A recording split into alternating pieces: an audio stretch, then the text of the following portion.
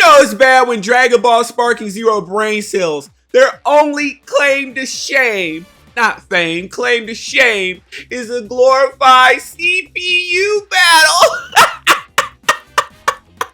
No, we gotta talk about this because ever since Dragon Ball Xenoverse 2 Future Saga Chapter 2 DLC has been on the rise, of course, you know, the Sparking Zero brain cells, they've been in overtime with their manicness. They have gone absolutely bonkers. Either you have the Dragon Ball fans head over heels in love with Xenoverse 2 and the new DLC goodness, or you got the Sparking Zero brain cells on full-time over-hate saturation to the max because the real king of Dragon Ball games has returned. Xenoverse 2. It ain't done yet. This man is like the Undertaker. Xenoverse 2 is like the Undertaker. Just when you think it's over, you hit the gong. Dunk. It sits right back up and takes right back over and goes undefeated. Because right now, let me explain this. Let me explain this to everyone right now. Sparking Zero has been lukewarm. It's lost all momentum, guys. Dragon Ball Sparking Zero, ever since announcing the movie characters, the limited movie characters, because let's remember, instead of adding to the BT3 roster, they removed Basha. They didn't add any new members of Team Bardock. They removed Zanya. They didn't add any new members of Team Bojack. They didn't add any Crusher Core members, even though you can look over the Dragon Ball Legends. They know these characters are popular, right? Because they added all of them into that game. Look over here in Sparking Zero. Couldn't add any of them. They just went and did what they always do, did the bare minimum, and a lot of people are beginning to turn on those very characters. I'll be discussing that in the video. This is actually hilarious about why people are turning on the movie characters in this game. But then you look at GT, no new Shadow Dragons. They actually removed, they mess with the trifecta. You mess with the trifecta, you did not add Super 17. What are you doing? How are you supposed to be an immersive Dragon Ball game when you can't even get the sagas right? Come on! And of course, their only claim to shame is that little piss poor, half-baked CPU. Excuse me. Custom story battle. Custom battle feature. Let me explain this, right? They had a live stream with this piece of junk, this piece of crap Dragon Ball game. I don't even want to call it Dragon, but it's a piece of crap game, right? Sparking Zero. They had a live stream. I think they went for like an hour or two, right? And it was lukewarm. Nobody cared. People went in there. They were thinking they were going to see something new, like new stages or hidden characters. And of course, they got disappointed by every passing second. And we get to the end of the stream. People are thinking they're going to get a reveal or something at TGS 2024. And they did get a new reveal in the form of Xenoverse 2. Imagine your entire game gets overshadowed by Xenoverse 2 DLC. And we got to confirm because a lot of people were trying to spread misinformation. And they were trying to say that Belmont wasn't going to be playable. Oh no, they dispelled those rumors rather quickly by showing its in-game render in the promotional art. So now that's a lock. And that, again, let me remind you, that's just the tip of the iceberg. That's not even all DLC. We got more characters coming, more content coming. We still don't know if we're going to get custom Super Saiyan 4 Awoken for our custom avatars. So we got a lot of content coming to Xenoverse 2. And guess what? Sparking Zero is literally eating its heart out right now. They are seething. They're coping. They're seething mad right now, guys. They can't stand it.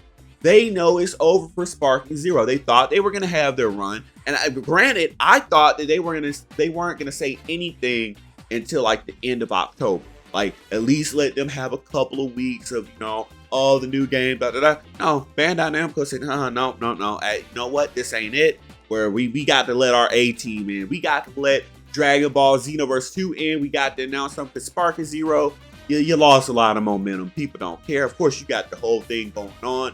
The big creators and the small creators, that's a whole different thing. And then, of course, Everything is reaching ahead right now. We got a week until this pathetic little Dragon Ball game comes out. And of course, we still have things to talk about, like how hilarious the online is going to be. Of course, we've already seen the full game, so I don't know why people are waiting on that. Like, every character has been leaked, so there's no mystery to that. The custom story battle is trash. Like, real, I want to explain this right now, because a lot of people are wondering why custom story battle is a trash feature, and I'll explain, right? They're trying to be like Rockstar, right? Because Rockstar has launched channels, entire YouTube channels off the Movie Maker, right? It's Real 85. He made bank off that feature, right? And it's because Rockstar did it right. They let you do everything. They let you make a whole damn movie, skits, different stuff off of that feature. And it's because they did it right. It wasn't just going around doing role playing in GTA. You actually got to make something like a show. Now you look over here in Sparking Zero. Oh wow, you threw in a whole bunch of handicap features. Oh, you can make the CPU transform with story moments. So, okay, you can set your character to this health. Okay, so you can set in handicap features, whatever. So basically, practice mode, but not practice mode. Practice mode with a couple of cutscenes. That's literally all it is, right? Like, absolute garbage. But let me explain. This is an example of a great idea in concept, but a pathetic idea in execution. Because we know having a custom story feature in a game, thanks to Grand Theft Auto, we know it's a great idea. But thanks to Sparking Zero, we know that if it's executed poorly, it's just going to be lukewarm and not well received. That's just the way that it is. And we actually have an example of custom stories done right in Dragon Ball games. Let me present Dragon Ball Ultimate Tenkaichi. As much flack as that game gets, let's acknowledge it had two unique story modes. Your complete original story campaign from the beginning of Z all the way to the end of GT. And then over here for the custom avatars, you had your own complete original story, 100%. And again, this is something I want to acknowledge too. This idea, this concept really only works with custom avatars and CACs. So if this is Bandai's way of like showing us a feature that's coming for Xenoverse 3, you got work to do, because Sparking Zero, whatever y'all implemented here, it ain't working. But if you do it right in Xenoverse 3, you got gold. Because again, a concept like custom story only works with something like CAC. No one cares about your power scaling fan fictions. I know that Gogeta can beat Vegito, or Vegito can beat Gogeta. Maybe make a custom story battle feature on the battle. Oh look, I made you start with 5% health. Look, I made Vegito have his ultimate and he's Super Saiyan Blue and he's the strongest character ever. I say so. Really? And all it is a practice battle. Practice mode battle, right? But if you were to go over to Xenoverse 3, whenever you decide to make that, because honestly, right now, you really don't need to make a bank of a Xenoverse 2. But if you wanted to implement a feature like that, do it right and it will be welcome. Because again, it works with CAC. Like, go and you make your entire, like, imagine, because we've seen this before in the community with people like Torrent Soul, who will actually go outside Xenoverse 2. They'll use the game to a degree, but they use like off-game programs to make their entire own anime. Well, Dragon Ball Taiyu or whatever they call it. That was great. That was great. It's an example of that feature being done right, but it only works with custom characters. So imagine you're on Xenoverse 3, you make an entire anime based around your CAC, your characters interacting with your other CACs. Or let's say that you can download someone else's CAC and have them interact with each other, or you make them interact with past characters. Because again, Xenoverse 2 is, or the Xenoverse is a timeless universe where everyone can be in this bitch. That can work, but not in Sparking Zero, because it's just you doing a lame little fan fiction of who you think. No one's gonna watch that on YouTube. No one's gonna care, because everyone has their fan fictions and they all stink. Everyone thinks that Gogeta is better than Vegito, that Vegito is better than Gogeta, that Frieza could beat this guy. No one cares. No one cares. Nobody cares. Okay. Again, poorly executed is Sparking Zero, but if you do it right, it could be an excellent idea for Xenoverse 2. Guys, Sparking Zero is done. Let's be honest. Their claim to shame custom story battle features is nothing but that. Shame.